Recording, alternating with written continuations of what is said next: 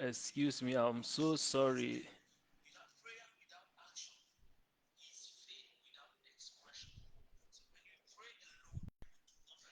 Hello, so sorry for the obstruction. I needed to go because something needed my attention, and we have to continue from where we stopped. Are we ready? Because this is a very critical topic, and I'm so careful in presenting this because I don't want to make mistake and I don't want to say something that is not it. I just want to share the truth here. And I was talking about the silent mistakes that that is causing us not to produce result, that we only pray but we fail to do the other part of the equation. If you want to produce result in this life, you have to understand that it's all about praying, hustling, and you repeat. It's not just praying alone, it's not just hustling alone.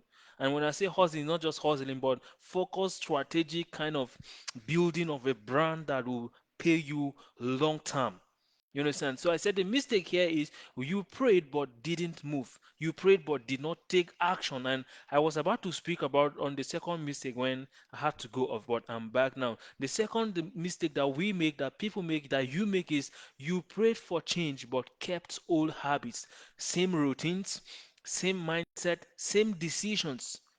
You didn't change anything. You didn't change the way you do any of the things, and you are expecting your life to change. It doesn't happen that way. If you want to change your life, you don't even have to pray. All you need to do is to figure out how to change your behaviors, change your routines in the morning. Do you spend time reading or you spend time playing? Do you spend time reading or you spend time watching movies? Chatting on your phone, scrolling through the internet. How do you do? What are your routines? How do you see things? What's your viewpoints about money, about people, about business, about finances? What's your understanding about all these things? What are the decisions you've taken about your destiny, about the things that you say it matters to you? What are the decisions you have taken? So if you want to change your life, even you pray, you have to change all of these things. And sometimes when you even change all of these things, you find out that you don't even need prayer to some extent. Can't you see that people who are not Christians, people who are not religious, are even more richer? Look at the list of people who are rich on earth. They don't even believe in God and all of these things, but they are producing results because they are putting in the structures and the systems in place. They have character, they are working it out, and so things are changing for them. Now, the silent mistake number three is you ask for direction but ignored clarity. God answered, but the answer requires discomfort, and because it requires discomfort, most people don't do what He told us. You don't do what He told them.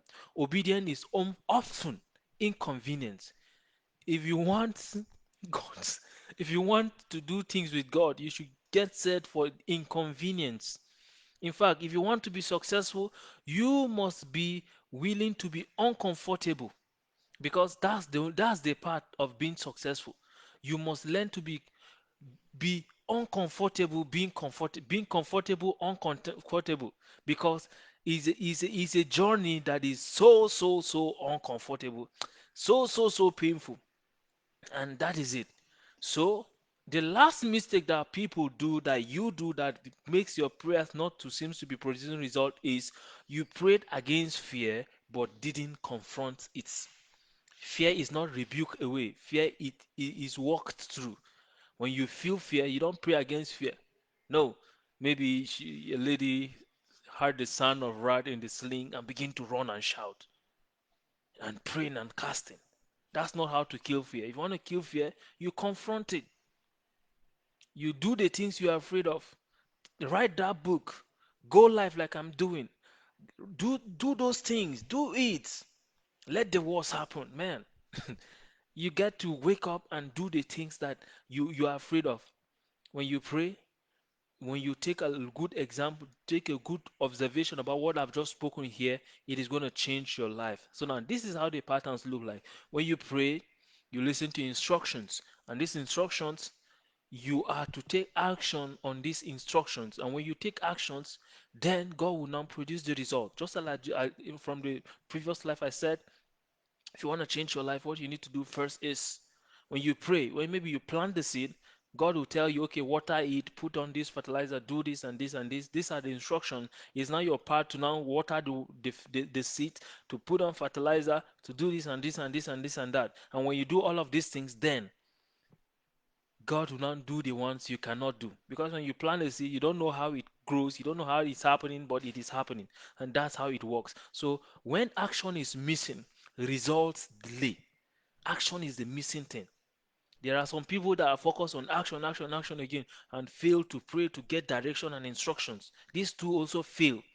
But when you balance the two, you pray, you get instructions, you now take action, then you will find out that your life is changing. So from now henceforth, whenever you pray, expect an instruction. And when the instruction showed up, you are to take the action needed. Take the actions, and God is going to surprise your actions. Now, this is how Jesus did it, our model. Jesus prayed. When he prayed, then he acted.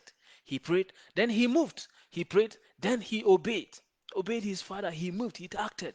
He was not dumb and just praying, spending 40 days in the wilderness, and that's all. No, he went into the market, he went into sinners, he went into the people that the society have despised. He went in there and preach and do things. He didn't only spend time praying alone. When he pray, he get a direction. He now come back and do things. So you have to learn to balance the two. Don't just close yourself in the house 40 days, you quit your job and only pray, pray, pray, pray. No. You pray, you walk, you pray, you walk, you mix the two together. That is the pattern. That is the formula. But here's the reality in Nigeria, in Africa, in all these developing countries. You can pray for favor, but refuse to learn a skill. That's our problem. And if you do that, that's not faith. Because this is what the Bible even says about this. I will bless the work of your hands. God even asked Moses, what are you carrying in your hands? So, what are you having? You can pray for favor, but if you don't learn a skill, nothing is going to change. You won't attract the favor. Learn skills, communication skills, building rapport, building relationship. There are many skills that soft skills that you can learn that will make favor to be free. You just be attracting instead of chasing. So when you pray for favor, learn a skill. How do you communicate with people? Books like this, go and do research, find out about books like this, and they will speak to you. They will change your life. You can also pray for increase, but if you avoid that responsibility, nothing is going to happen. My mentor, Miles Munro, he said, don't even pray to God to increase things, to give you things, but what? Pray to God to give you the grace to manage. When you manage what you have, it increase. Is a law in the universe.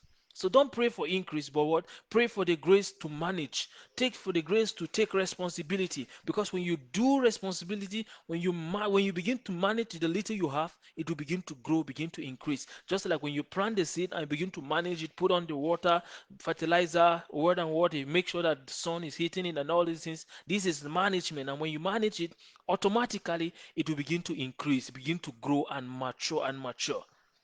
That is how it is. But we always want to pray. And the reason why we only pray alone because is because you want to run away from responsibility. You have to understand that when God created man, he placed him in the Garden of Eden and he told him to what?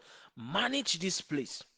He gave him work. That was the first thing that God gave to man. And that is why work almost take 70% of your life. Look around. You spend from 8 o'clock to 4 p.m. at work every day for 40 years. You only spend a little hours with at home because that is what God wants you to do. Responsibility, management. So if you are not doing it, if you are only praying alone, you are wrong. You have to mix the two together. Okay, you want to cook rice and you only cook rice alone. You didn't put other spices and other things. It will not be sweet. You have to balance the two. Right proportion of right salt, oil, maggi, and all these things to make it balance. You get me? If you don't do that, that is not faith. It is avoidance. You only pray because you want to run away from responsibility. And if you're running away from responsibility, it's a sin. Now, here's the correction I want you to understand. Prayer is a compass, not a vehicle. It shows you the way. You must walk through the way. He only showed the prayer will show you the way. It's now your duty to walk through the way. Stop asking God to change your results. Ask Him to change who you are becoming. Results follow identity. I've already spoken about all these things, so make sure you work on it. Do all of these things. Now, listen to me. Now, let's finally Let me bring you back so that you can now reconnect from there and keep on moving. Where did God already speak, but you hesitated to take action? Where is that aspect of your life, that place that God spoke to you about something, but you have not done something about it? Now, listen, this is not about condemnation. I'm not here to condemn you. It's just I want you to be aware of it so that you go back there and start with God from there and keep on moving. That is how to do it. For you to hear what God is saying now, you have to go back and do what He told you to do in the back, in the past. And when you do that, that's when you can now turn and ask Him for another new direction because it is in level, it is in stages. You must be done with another stage before you go to another stage. That is how it works. So go and slow down and ask God, Father, what are those things you told me about my finances, about my relationship, about my that? Find out what He told you and do it. And if next year must be different, you must combine prayer, clarity, and action. That's the foundation of unlock your superpower. That's what we do in superpower. We help you gain clarity, and we also help you design a structure, a strategy that will help you to manifest that thing that you say it's your calling. That is what we do in Unlock Your Superpower. And with this, I just want to let you understand that God is faithful, heaven is not silent, but growth requires partnership. It is your responsibility between you and God. If it will ever happen, you must have a role to play. It's not just about God or heaven alone. It is a partnership between God and you. Man has two creators, God and himself. You work hand in hand with God to produce the kind of result you want to produce for your life. And that is how we transform your life. And that is how you change your life. And to close and to make it a wrap, prayer opens the door, actions walk through it. Thank you for joining. Stay aligned, stay obedient, stay motivated and stay moving. With this, we're going to stop here. Remember, my name is Paul Ifine. I'm a life strategist. I'm always on a journey to help you become a better version of yourself in a very short period of time, almost immediately. I love you. See you on my next live session. Yeah, we stop here for now. You get it?